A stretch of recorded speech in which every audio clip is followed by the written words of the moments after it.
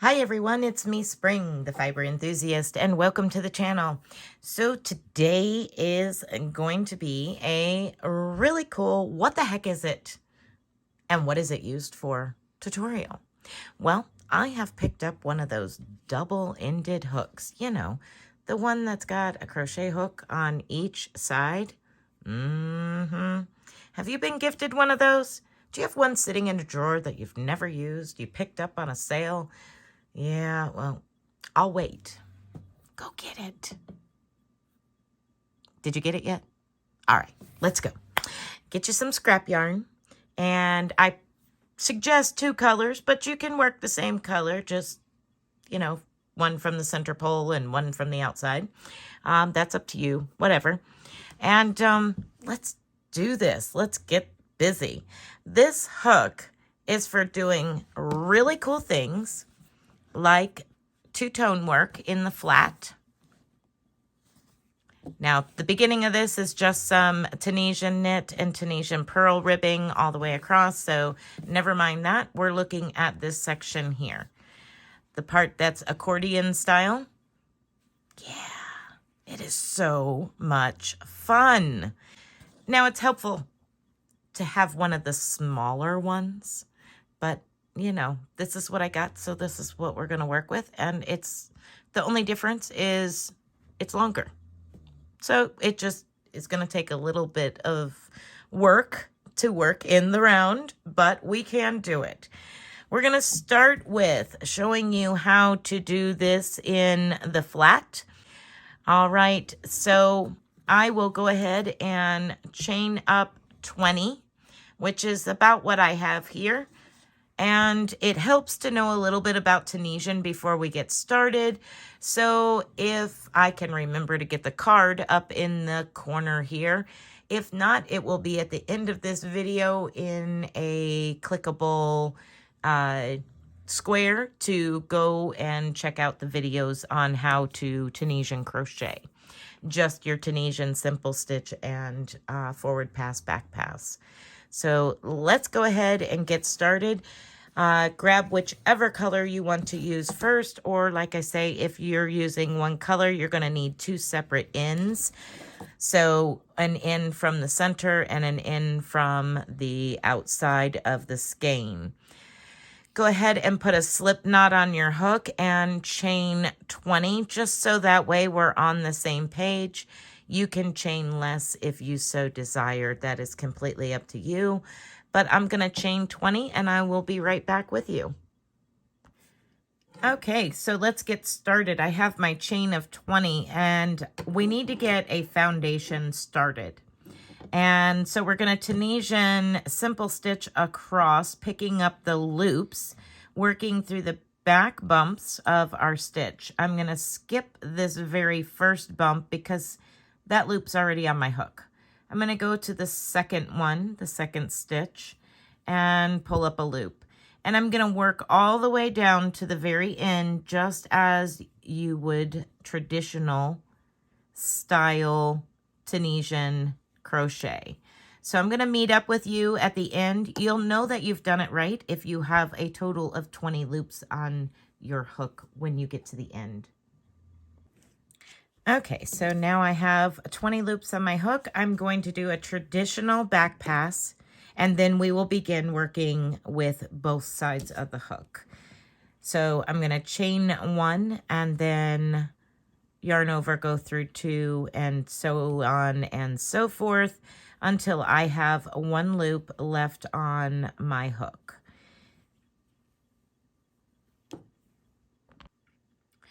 Okay, so now that I have my back pass complete, I'm going to start my forward pass, and this forward pass I will be doing is going to be a little different than what you normally would do.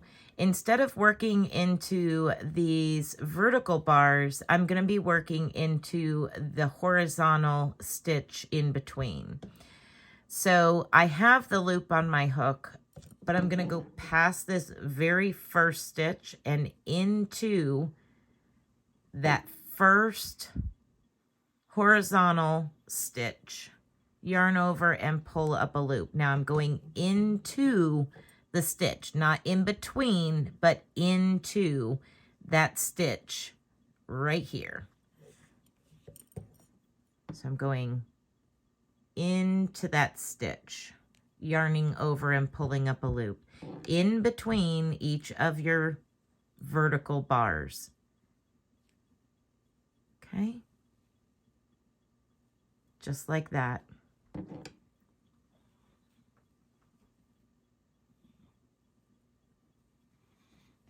So go ahead and do that all the way to the end. Once again, you'll know that you've done it right if you have 20 loops on your hook. Okay, so I'm going to zoom back out just a hair so that way you can see full effect of what I'm doing here. So I've made it all the way to the end. Here's my teal. Here's the hook that I used to pick up all of those loops. Now I'm simply going to scoot my hook all the way to the other end, turn my work over, and now I'm going to place a slip knot with my other color onto that hook, the hook from the other end, just like such. Now I'm going to go through the very first stitch, and now I can start my traditional Tunisian back pass. So we've chained one, we're yarning over and going through two. And you'll know that you're doing it right if you see the colors lining up like this. Yarn over and go through two. So we got a pink and a teal. Yarn over, go through two. Pink, teal. Yarn over, go through two. You see how you can see the pink is now at the top? So we're going to go a little bit faster and work to the end of this. Continue working the same way, yarn over and go through two. I'll meet up with you at the end and show you what to do next.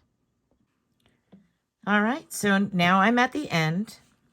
Now, each time you use a color, you're going to make two passes. You're going to make a forward pass and a back pass with each color.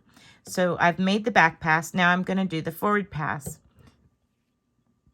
Once again, I will be going into those horizontal bars in between your vertical stitches. So I'm going to be picking up in between those very first two teal vertical stitches. I'm going to pick up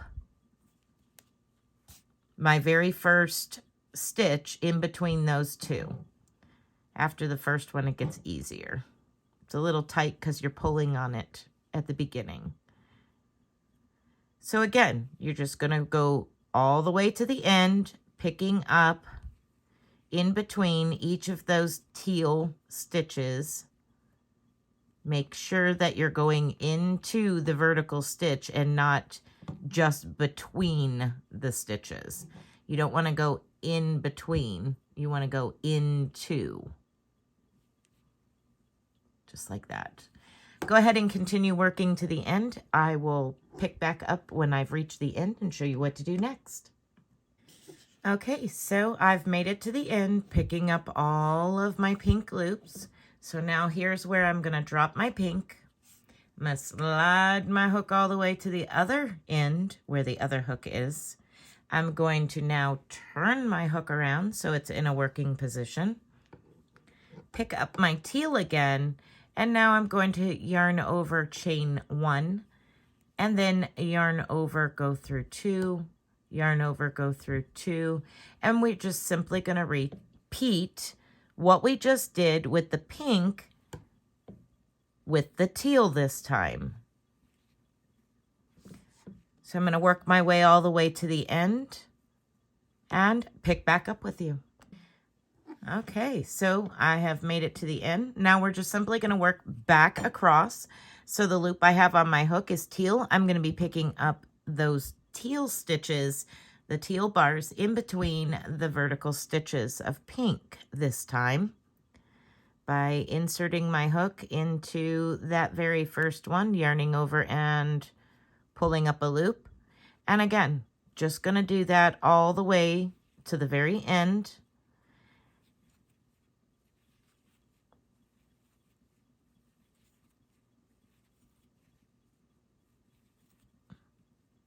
I'll work this all the way to the end and then pick up the pink and show you what to do one more time. This, you're just repeating these 2 rows, switching out your color. Every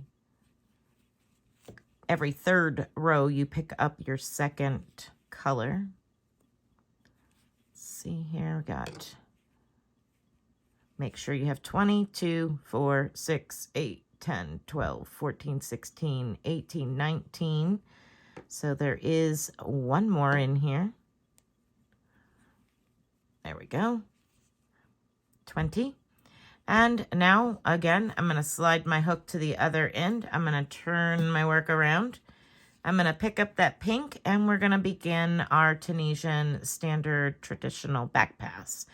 So yarning over, chaining 1, yarning over, going through 2, all the way to the very end.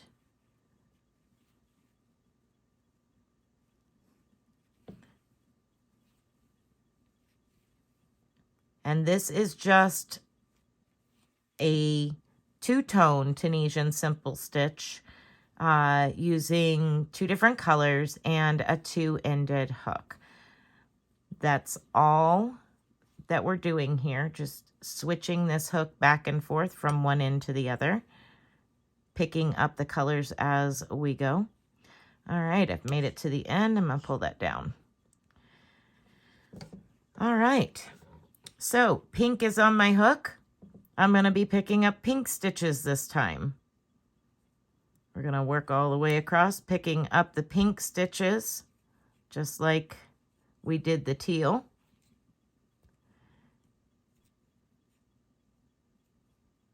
Maybe. And then when you get to the end, you transfer your hook to the other side, turn your work over, and remove simply by using your teal, the opposite color. So I hope you found this tutorial interesting, and maybe you'll get to use that hook that you've had laying around that you didn't know what to do with it because it's a double-ended hook and you've used it for a couple of things, but not for what it was made for. I know I would have. I would recommend a smaller hook than this unless you are doing great big long projects. But at any rate, I hope that you have enjoyed this tutorial. I hope that you find a use for it. I'll move that out of the way, bring this back so you can see once again. Hope you find a use for this technique. And if you have one of these funny looking double-ended hooks, you now have a use for the hook. All right, everyone, be blessed, be a blessing, and until next time, bye for now.